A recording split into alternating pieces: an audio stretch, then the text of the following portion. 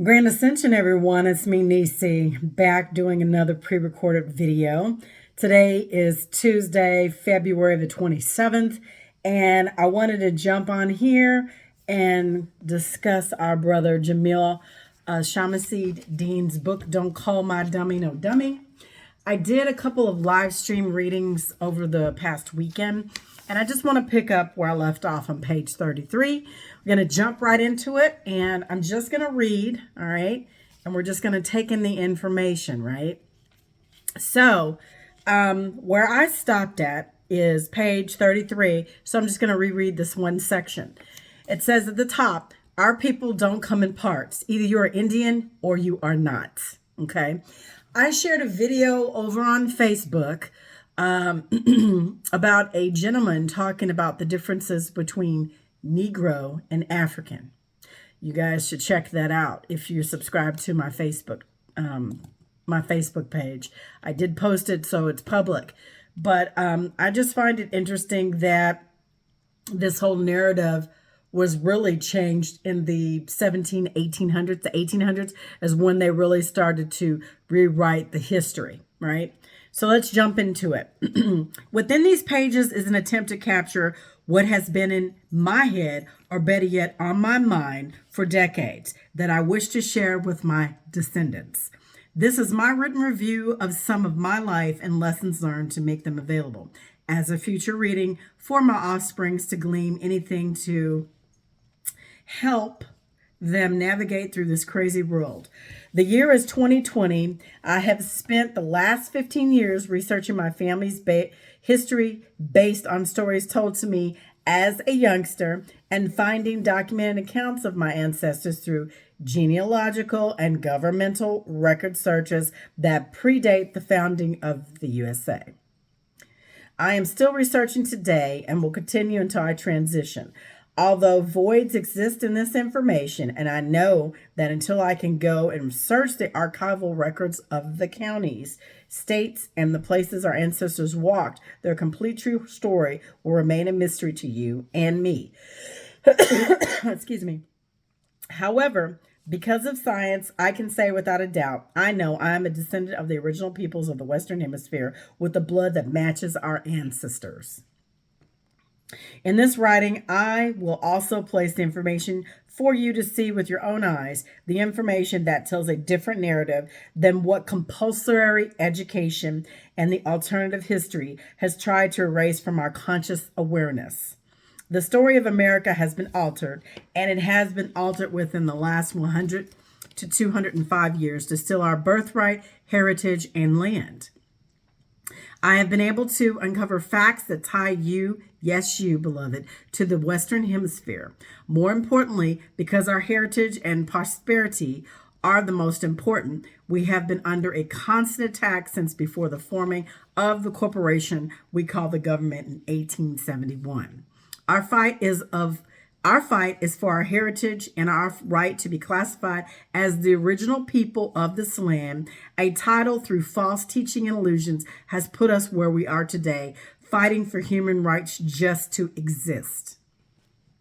Today, with all the people campaigning issues here in America, there is no one fighting for our humanity, and to date, any American that has fought for our humanity was murdered, i.e., cold-blooded, assassinated by the system, period, point blank.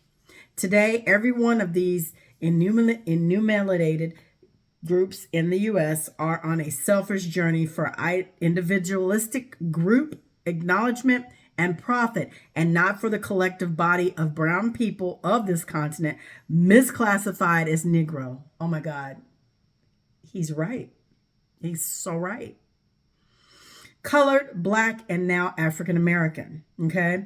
I don't support any type of racism, and please acknowledge that BLM and any Black group movements in America today are at its core Pan-African and Marxist. Okay, who are trying to take you away from focusing on the American heritage and are funded by outside entities to keep you from claiming that you are a descendant of the original people of this land. I'm going to read that one more time. Are you guys listening? I don't support any type of racism and acknowledge that BLM and any black group movements in America today are at its core Pan-African and Marxist, and who are trying to take you away from focusing on your American heritage and are funded by outside entities to keep you from claiming that you are a descendant of the original people of this land. I stand on this because I know beyond a shadow of a doubt that we are the bloodline descendants of the people called, and I'm going to say this incorrectly, I guess, Ananawiya, principal people, Powhatan, Chickamauga, Tuscarora, Lumbee, Chata, Chickasaw, Blackfoot, it's our people, Chickamauga, I guess that's Chickasaw, the Muskogee, Apache, Miwok, Serrano, Ohona, Mayan, Machi, descendants called the Americans.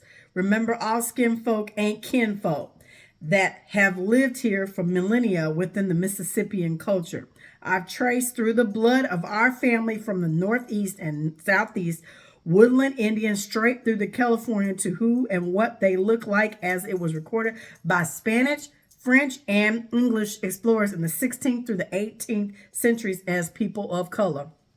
Today, I know with my whole spirit that for our ancestors to raise within us, we are obligated to stay the course for them. Their spirit is our breath. Spirit equals breath. Remember, your ancestors have been reclassified to fit the narrative and still our birthright by accepting that we are suspect class of people. So how is anyone going to tell you who you are not when they cannot tell you who you are? I am telling you here and now, you descend from people classified as people of color from this land and are the North and the Southeast woodland descendants of Indian blood. In his picture, on page 36, it says, one mission, one people, one fire. It has a copper-colored Indian right here on this picture. It says, in North Carolina, many people of Lumbee Indian identity were categorized at times as Negroes. Use the Lumbee identity because our great-great-grandfather and great-grandfather, along with his brother and sister, are the Lumbee Rolls. So yes, you are a Lumbee descendant, but you are so much more. In 1837, Charles Oxendine of Robeson County was punished as a free Negro. In 1842, one of the Brave Boy family was called a Negro, while in 1857, a Chavez was charged as a free person of color with carrying a shotgun. He was not convicted because the act specified free Negroes and he was charged as a free colored. The court stated that free persons of color may be persons colored by Indian blood. The indictment cannot be sustained. And it gives you the volume and the pages. And it says, Jura shogunas nolu civile durinum postum. The right of blood and kindred cannot be destroyed by any civil law. Remember, your interpretation of data is most important. And then it says basic American Indian DNA fingerprint test. Native American populations appear in our database in these sections. World matches mega populations and markers. Within these sections, there are more than 60 possible indicators of Native American ancestry in the report below. Each section is described and your matches and their strengths are identified. Your highest match to a Native American population was to Native American Lumbee, as ranked as 97 out of 521 populations. Based on the results, it is likely you have somewhat significant amounts of American Native ancestry. Section 4, interpreting your results. And this was 5/20/2016. Jameel, Shanshid, Deen, Native American ancestry 6%, 6% Cherokee, non-Native American ancestry 94%. So he's given us the DNA or the DNA fingerprint test. I'm not taking that crap. And then he has historical sketch in Indians who inhabited the latest or the eastern part of North Carolina. It says they wear garlands similar to birds' feathers. The complexion of the people is black, not much different from that of the Ethiopians. Their hair is black and thick and not very long. It is worn tied back upon the head in a form of a little tail. So it gives you a classification here and also here, which I'm going to skip over these. Let me see. He's got copies here of certain things within the pages. I'll just read this back at the bottom. Atlantic Journal and Friend of Knowledge of C.S. Rafkinese, 1832 to 1833. It says, the Americans cannot have sprung from a single nation because independently of the languages, their features and complexions are as various as in Africa and Asia. We find America's white, tawny, brown, yellow, olive, copper, and even black nations as in Africa. Also, dwarfs and giants, handsome and ugly features, flat and aquiline noses, thick and thin lips, etc. We got a gamut over here. So it says, the first painting of American Aborigines done in Europe. Painting of Saint Mary of the Good Winds.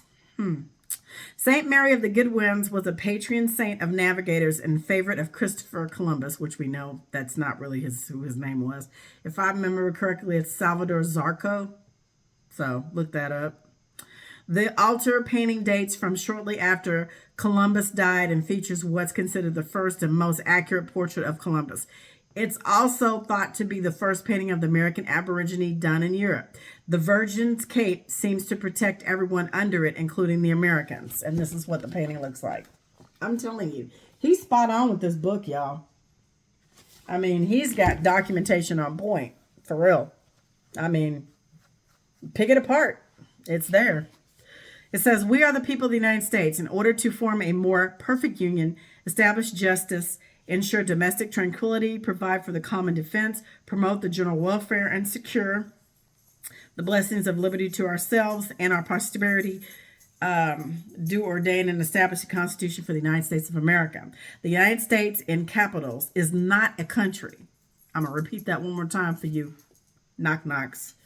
The United States in all capitals is not a country, baby. It is a corporation. The corporation was created for the District of Columbia, aka Washington, D.C., via the act in 1871. Go look it up. The United States Corporation operates under private international law with its own corporate constitution. The importance of knowing it is a corporation is that as a living being standing in its true existence and claiming their correct status puts the corporation operating on their land, a tenant owing to the true landowner. Your heritage matters more than you know for your prosperity to escape the debt slavery that has been placed on the U.S. citizens. Remember, as much as they try and rewrite the laws, Article 1, Section 8, Clause 3 still has legal standing because of Worcester versus Georgia.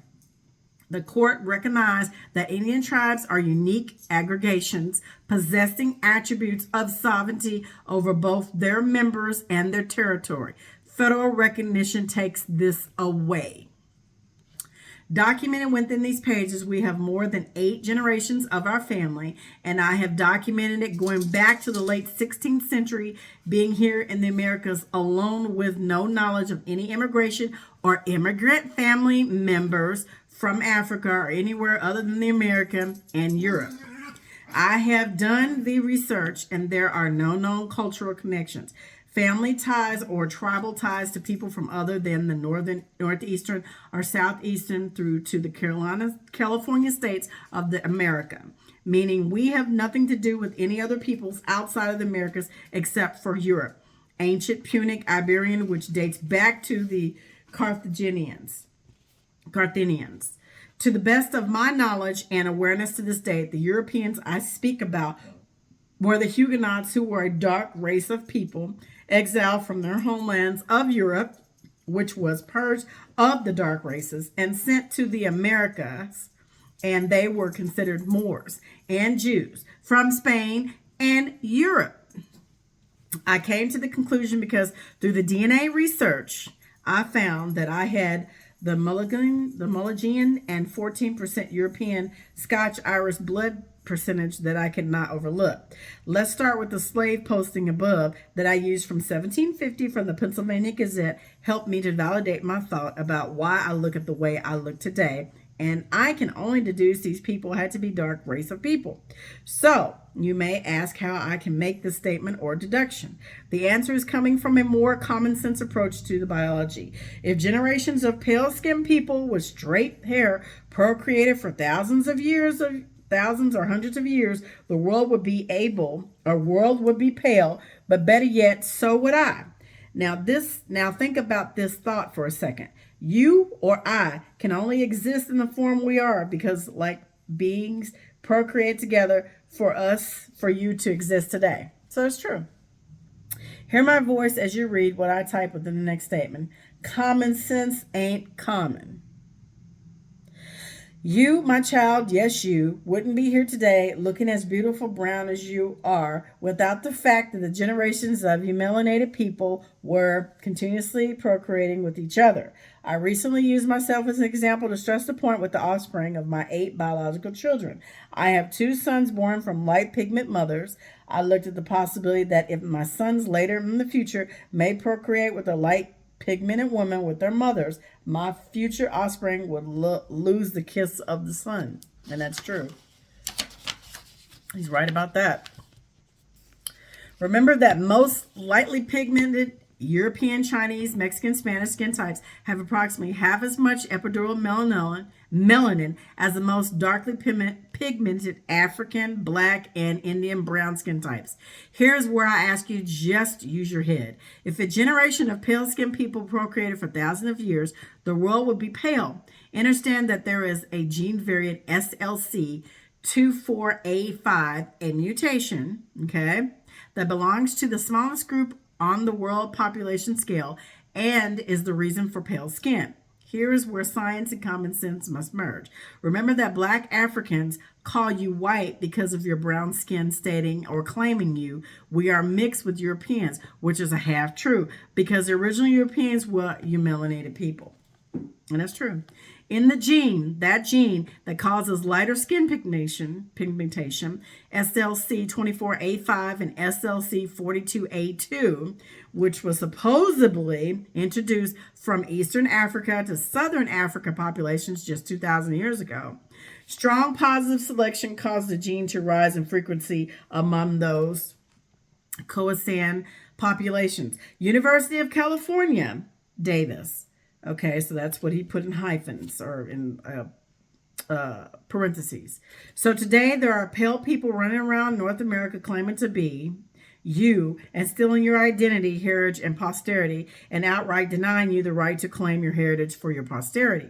Today, whether you are a most lightly pigmented or most darkly pigmented American Indian, you need to act as if you are a descendant of the original people and not the colonizer. So now let's go back in time to read the words of the people who were here and see what they say. Images of the first European and skeleton bones from America that resemble the Britain because of the nose bridge type.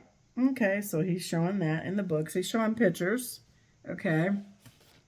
He's showing pictures of the Aboriginal races, their nose type. Science does not support this. An inquiry into the distinctive characteristics of the Aboriginal race of America by Samuel George Morton.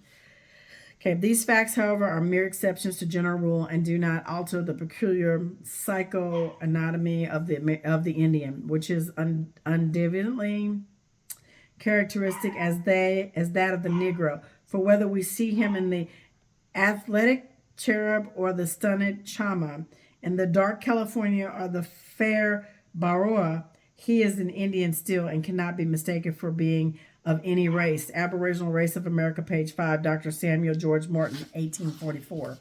So he has pictures of the different races. He has a picture of what was in the Smithsonian. He has pictures of some folks here that look like Gajars. He has pictures of skulls. So I'm just going to show you these pages here, just for reference. Right. Good information. Now he goes into look at the nose bridge, does not look the same.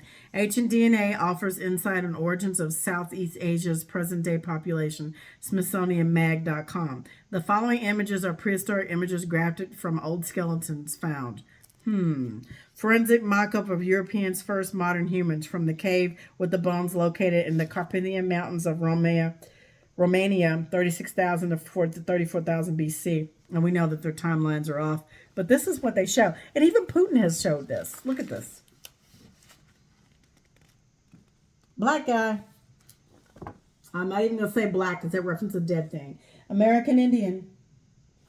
A thought in its being. Let me just say that. This is a forensic bust of the Costini 14, aka Marcana Gora. Skeleton was dated back 36,200 to 38,700 years old, making it the second oldest modern human whose whole genome has been sequenced. Yeah.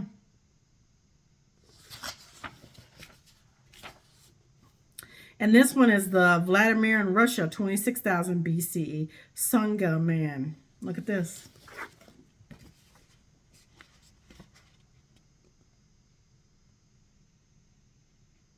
So why are we not seeing these taught in schools, you guys? Ludwig van Beethoven, composer, baptized December the 17th, 1770, died March the 26th, 1827. They lied again about Beethoven. Beethoven was of a Negro descent. That is his face.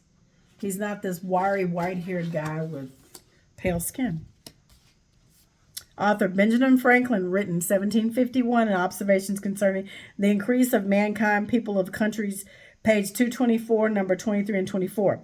Why should the Powhatan Boers be suffered to swarm into our settlements, and by herding together establish their language and manners to the exclusion of ours? Why should Pennsylvania, founded by the English, become a colony of aliens who will shortly be so numerous as to Germanize its instead of our anglifying in them? We will never adopt our language or customs, and will never adopt our language or customs any more than they can acquire our complexion.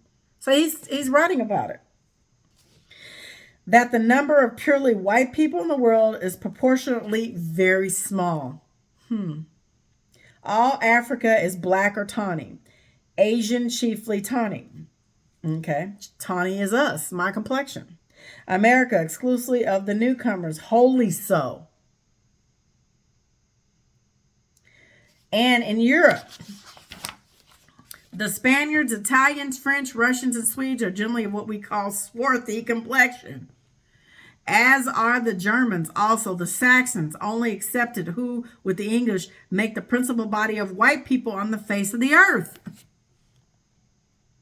English makes the principal body of the white people on the face of the earth. The Saxons only accepted, who, with the English. The Saxons and the English. My grandfather was English. He was white.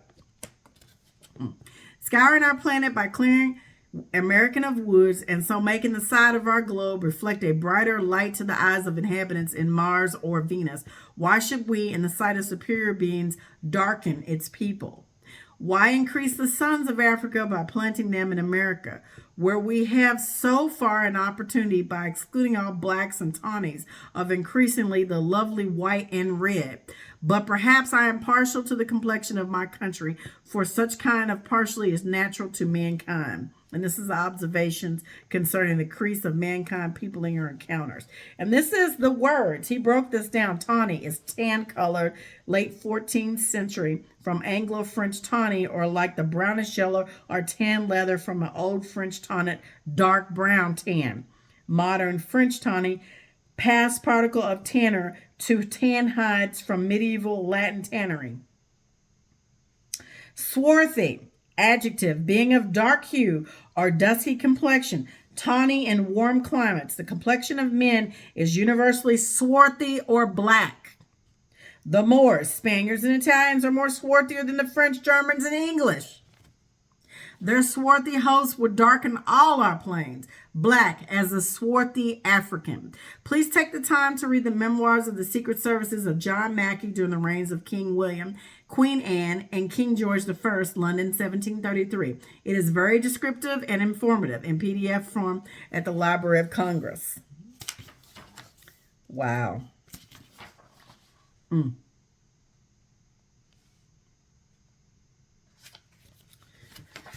So he says, let us start with what was going on in Europe before the creation of white people. The Irish slave trade, brown people, began when 30,000 Irish prisoners were sold as slaves to the New World. Please read the books on my shelf, Ancient and Modern Britons, Volume 1 and 2.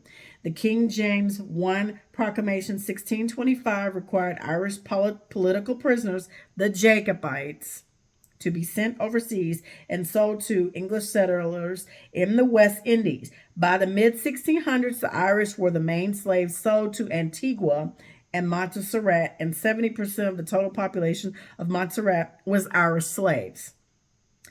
Ireland quickly became the biggest source of human livestock for merchants. I did not know that, you guys. From 1641 to 1652, the English killed way over 500,000 Irish, as additional 300,000 were sold as slaves. In a single decade, Ireland's population fell from 1.5 million to 600,000.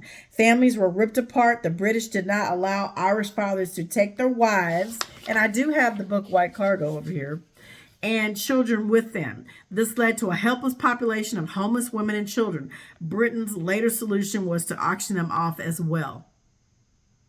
I didn't learn this in school, did you? In the 1650s, over 100,000 Irish children between the ages of 10 and 14 were taken from their parents and sold as slaves in the West Indies, Virginia, and New England. In this decade, 52,000 Irish, mostly women and children, were sold to Barbados and Virginia. Another 30,000 Irish men and women were also transported and sold to the highest bidder. In 1656, Oliver Cromwell ordered that 2,000 Irish children be taken to Jamaica and sold as slaves to English settlers. Many people today will avoid calling the Irish what they truly were, slaves. Remember, the white race was not created yet. They will come up with terms like indentured servants to describe what occurred to the Irish from today's so-called Irish looking, the fact that the original Irish people were brown-skinned people.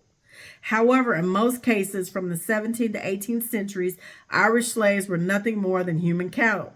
England continued to ship tens of thousands of Irish slaves for more than a century. Records state that after the 1798 Irish Rebellion, thousands of Irish slaves were sold to America. In the book, The Peopling of British North America, as an introduction by the Bernard Bailyn, he documented that 378,000 souls came to the Western Hemisphere from England as indentured servants, and 155,000 came to the mainland. Doesn't matter, they were still slaves. From history, it is said that King James II and Charles I also led a continued effort to enslave the Irish. Britain's famed Oliver Cromwell furthered this practice of dehumanizing his neighbors. They came as slaves, vast human cargo transported on tall British ships bound for the Americas. They were shipped by the hundreds of thousands, including men, women, and even the youngest of children. Whenever they rebelled or even disobeyed an order, they were punished in the harshest ways. Slave owners would hang their human property by their hands and set their hands or feet on fire as one form of punishment. They were burned alive and had their heads placed on pikes in the marketplace as a warning to other captives. The unfortunate part of his story is that the big secret is that the peopling of the Western Hemisphere were peopled by the European people of color and poor English Christians, pale white, classified as Irish, German, Dutch, and Iberians to serve as slaves and indentured servants.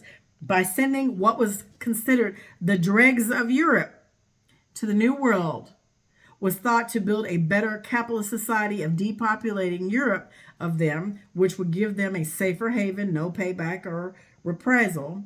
As their newcomers made their westward travel through America, they learned of the splendor of the Americas. The game changed, and it became easier through greed and immoral practices to destroy a once great people.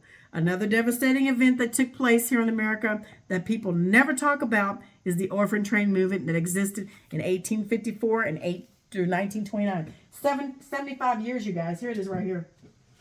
I watched the movie. Cabbage Patch Babies, right here. This is a book, and it's got pictures of postcards of babies for sale. Incubators. And this is true. This is true history. And as a matter of fact, when I was a kid, I actually saw the postcards. I actually was smart enough to ask the postal lady about the storks. That's where you get the image of the storks dropping a baby and delivering a baby. Back early days, when they invented Pampers, you had just the regular cloth diapers. You would see the commercials on TV about the stork bringing the baby. That's where that came from. So I showed you the book. There was 75 years actually of this. Was an estimated 250,000 European English, Christian, pale, white, orphan, abandoned, and homeless children were placed throughout the United States and Canada. Below is a real time of immigration by the Christian, English, white, pale. The Homestead Act of 1862, go look it up, is how it became easy to steal the land through laws created in consent wars, riots, and attacks against our ancestors. Remember, none of these immigrants from the 1850 onward were swarthy people, had any hue of brown in them, okay? Because the laws created to restrict letting people of color in the U.S. And he has this down at the bottom. He has this whole section here highlighted in red. And then he has on the next page, the dark races of men. He has this highlighted. They are confined to no particular zone, but spread as if it were from pole to pole, from the Arctic to Antarctic Circle. If the Lapa be a dark race, then dark races exist in Europe as a race. Asia abounds with them.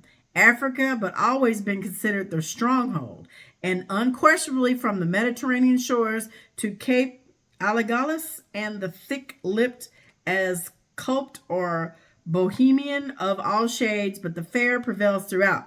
But it is in America, the last discovered by the civilized Europeans, you got to put a spin on that, where we find the stronghold of the colored race, from the land of the fire to the ice bound.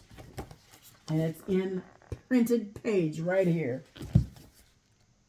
And then you got a census. Number of immigrants as a percentage of the U.S. population from 1850 to 2017. He's got a census here. Homestead Act, 1862. He's got this in here, so let's see. Down at the bottom, he's got a picture. Below, I will show you an example of a person found during the time we were supposedly living in harsh times under the Jim Crow era in the South, who surprisingly thrived as a professional and politician. I bet $1 to a donut if we do the Manasseh Thomas Pope's genealogy, we will find that he had European and American Indian beginnings. When and why did real history become the revised his story that we regurgitate today, and why? It is to keep confusion amongst the Indian nations, to keep you from claiming your heritage for your posterity. And then it talks about the Manasseh Thomas Pope, 1858 to 1934. And it also talks about Abraham Lincoln. It talks about, from the Library of Congress, the autobiography of Abraham Lincoln, which I do have that book over here behind me. If any person description of me is thought desirable or desirable, it may be said, I am in height 6'4", nearly lean in flesh, weighing on an average 180 pounds, dark complexion, with coarse black hair and gray eyes, no other marks or brands recollected. And that's his description. So why do we have this white guy right here? He's a fur trader, a brother. They stole his image. Cameo did a video on him. And it was Abraham Lincoln is his real name. Not Lincoln, it's Lincoln. But that's a picture that I grew up in school believing that this was Abraham Lincoln. Abraham Lincoln was not pale. He was swarthy. He was tawny. He was of color. He was autochthonous. Boy, they really rewrote a lot of stuff, you guys. Let's read this one section and I'm going to wrap it up. All right. Manassas Thomas Pope, 1858-1934, was an American doctor and businessman who lived in Raleigh, North Carolina. He had mixed heritage of both parents' sides. His home in Raleigh is listed on the National Registry of Historic Places. He was a candidate for mayor in Raleigh in 1919 during the Jim Crow era. His father was Jonas Ellis Pope, 1823 to 1913, a carpenter who owned the land in Northampton County and Bertie County, some of it rented to the sharecroppers to grow cotton. His father was a Quaker. Manassas T. Pope was born free. He graduated from Shaw University and then Leonard Medical Center in 1886. Pope served as an assistant postmaster, a position achieved by political appointment.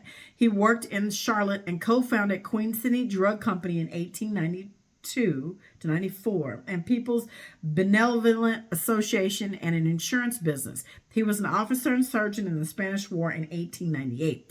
Another example of how real history is replaced and revised, his story in images to minimize the greatness of people of color. They were victimized over the last 2 centuries because of their color through paper genocide. And that's true. They rewrote everything. I'm seeing that now. Below, I give you Abraham Lincoln, the 16th president of the U.S., and this was actually overlooked because you were shown images to make you believe the story they want to tell you without researching for yourself what the real story was or is. Now look at the image and read his own personal description of himself from his autobiography. Now ask yourself, why are they so different from each other? Don't believe none of what you hear and half of what you see. The Huguenot, the expulsions of Moors and the Jews from Spain and Europe, a dark race exiled from their homeland, sent to the American experiment.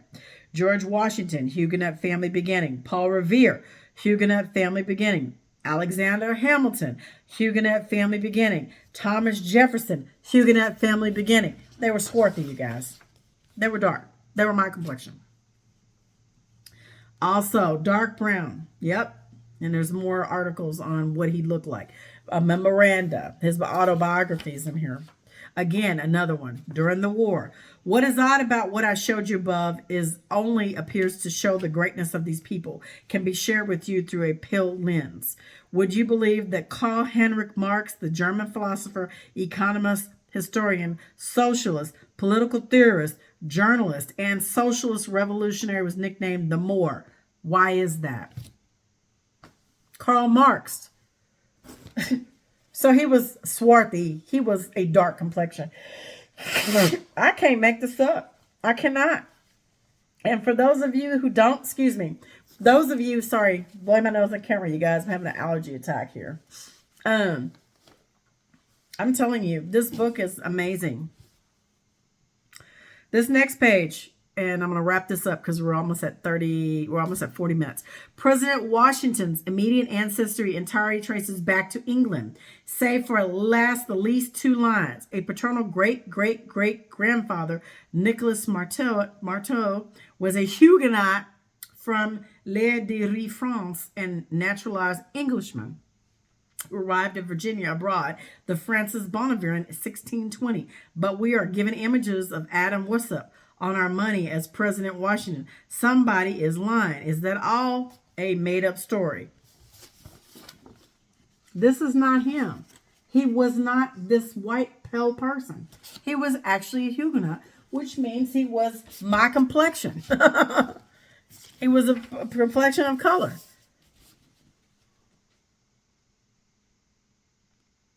The fellers called him Bill, or Book 3. The Final Desperate Fighting. Pages are Book 3, page 55 by J. Kearns. Thinks that you make you go, And then he gives you descriptions of all of this. Napoleon, The Invasion of England, The Story of the Great Terror, Volume 2. Napoleon Bonaparte.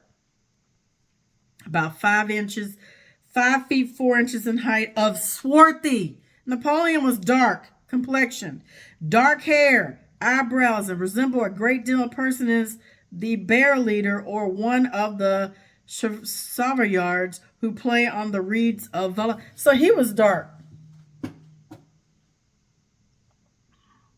All right, let's do this last page. The slave numbers, European versus African versus American Indian slavery, tell a different story.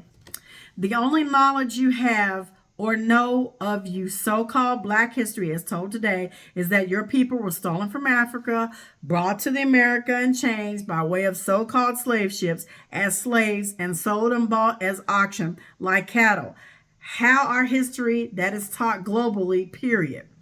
People packed like sardines in the bottom of boats, claim while they lay in their own piss, blood, and excrement for whatever the length of journey. Medically, our bodies would start developing nasty ulcers called bed sores. These form when the bony parts of your body, like your hips, your tailbone, ankles, press against the same spot for too long. The constant pressure blocks blood flow, killing your skin cells. Because I do not believe these so-called slaves were treated as fragile cargo, and the motion of the oceans would probably rip their layers of skin and tissue and expose their bones and muscles from these nasty ulcers. Could you imagine what the cargo would look like after being conditions?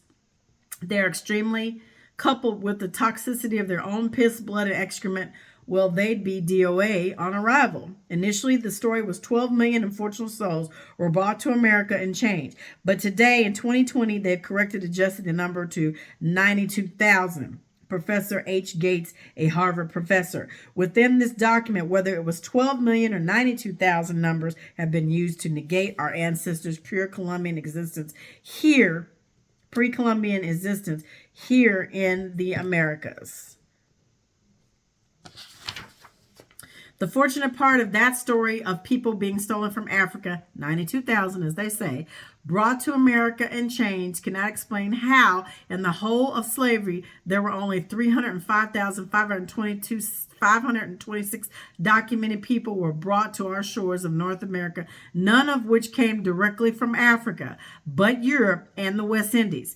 Go to slaveryvoyages.org, read the mythology written by Davis Eltis, the Emory University in 2018. Fortunately, the people who through their actions alone is documented, and because of their great record keeping between 1619 through 1808, only 305,526 beings were brought here to the continental USA. It is important to note that the 2 million to 5.5 million indigenous American people are Indians that were enslaved counted, a study by Linford D. Fisher, Associate Professor of History at Brown University, and there were 4 million slaves for the final numbers of slaves after the so-called end of the Civil War free. As you see from the scholars, there was a large population of our people that have been subjected to slavery.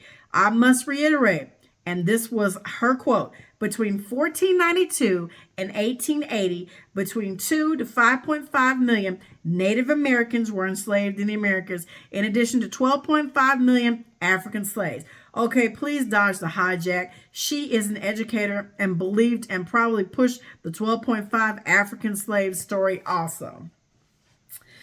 Girolamo Benzino was an Italian who wrote of his travels. In 1550, Benzino tells us that in his day, that American captives were being traded for wine, flour, biscuits, and other merchandise, even including women made pregnant by the captors. After the Pequot and the English War in New England, many Aboriginal American POWs were enslaved and sold into slavery.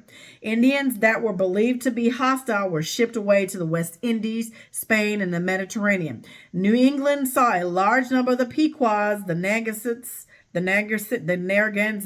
and other Aboriginal American tribes sold in 1638, and in the period from 1676 to 1683, many were sent to the Tangiers, Morocco, in today's Africa. I use the dates 1619 through 1808 because of the relevance of these stories told and the laws enacted within the founding of the country. And it has Indian slavery in the colonial times within the prison limits of the United States. There's a document, it was copied. Chapter 4, Process of Enslavement Warfare. Of the processes in vogue among the English for the acquisition of the Indian slaves, the most productive was that of warfare. With the exception of the Pequot War and the King Philip's War in New England, the Indian wars in the English colonies were confined to the South, and the greatest number of Indian war captives were enslaved. After the Indian Massacre of 1622 in Virginia, there were published in London in the same year a tract entitled The Relation of the Barbarians, Massacre in a Time of Peace and League treacherously executed by the native infidels upon the English, the 22nd of March, 1622, published by the authority. Since it's generally accepted that in 1619, the first slaves, 20-odd Negroes, I remember Dane Calloway talked about that because I have it in his book, were brought to this country, people forget all previous explorers talk about the people of the land be Negro or black. And that's true because I even actually tried to do a research on that and I couldn't find what they were saying. Like they came up with 90 something thousand. I think I did a spreadsheet and it came up to like 50. I don't know. I must have been missing 40,000, but it sure wasn't no damn 12.5 million. Moreover, with the 1808 date, which is discussed further below, where I share the ban of importation of any Negro, mulatto, or other person of color, 1803, effective 1808. Remember, according to the slavevoyages.com, 305 and 302 pages, people were, slavevoyages.com, 305, 326,000 people were brought to North America during the entire span of transatlantic slave trade.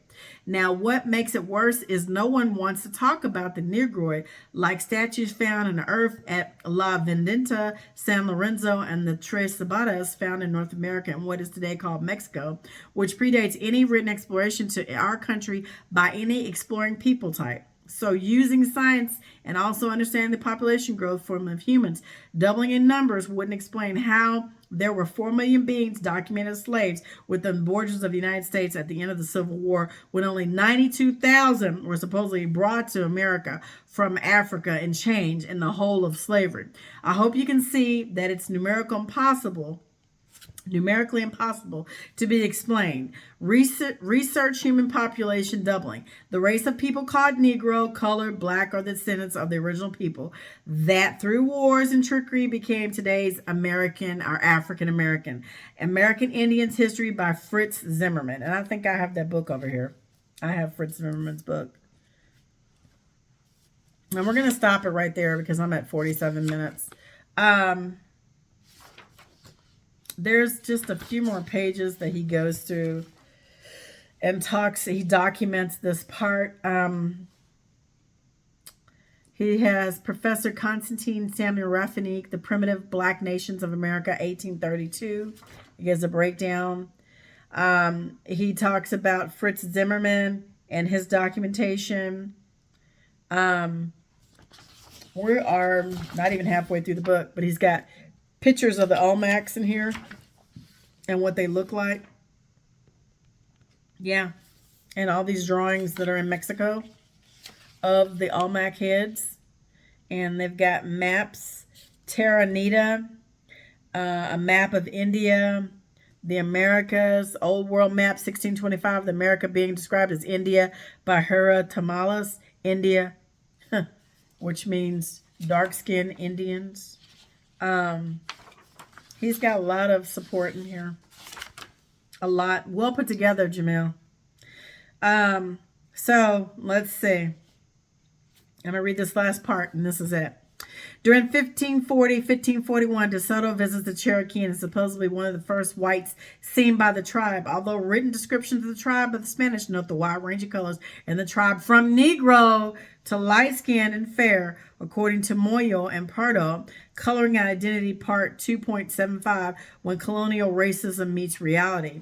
Cherokee complexion was bronze with copper tint, but the red man labeled given to the Indians by the Europeans was because of the red paint used on their faces and bodies during war and at certain ceremonial dances, not because of their complexions. America's first western frontier, East Tennessee, a story of the early settlers and Indians of East Tennessee by Brenda C. Calloway. Conversely, in this document, I have shown that numbers of English and Christian, English and Pale, Irish, Scottish, Dutch, and German people brought here as servants and slaves and squatted on your ancestors' land, then constructed laws to steal it. I mean, it's the truth, you guys. Whether y'all want to believe it and have this conversation, to all my white brothers and sisters, y'all need to know this. Y'all really need to understand what your ancestors did, what y'all people did. Remember that in 1830, every part of the country west of the Mississippi was Indian country. Moreover, if everything west of the Mississippi was Indian country, then it is rational to deduct that those melanated people went west of the Mississippians were American Indians, not fucking Africans. Sorry. He didn't spell it that way, so it got me. Remember, at this time, there were no records of people recognized as the Asian with the Mongoloid phenotype in what is now called the U.S. or North America prior to the early 1800s, except for the Eskimos and the Utes. And there are documented legal cases that prove this. In 1509, the indigenous people of Brazil were called Negro de Terra, which means blacks of the land. Were here over a century before any Africans were supposedly imported into the Americas. In 1524, Giovanni di Vanarazino was a Florentine explorer of North America in the service of King Francis I of France. He is renowned as the first European to explore the Atlantic coast of North America between Florida and New Brunswick, including New York Bay and Narragansett Bay. The Veracino stated, they go completely naked except that around their loins. They wear skins of small animals, like martinines, with the narrow belt of grass around the body, to which they tie various tails of animals, which hang down to their knees.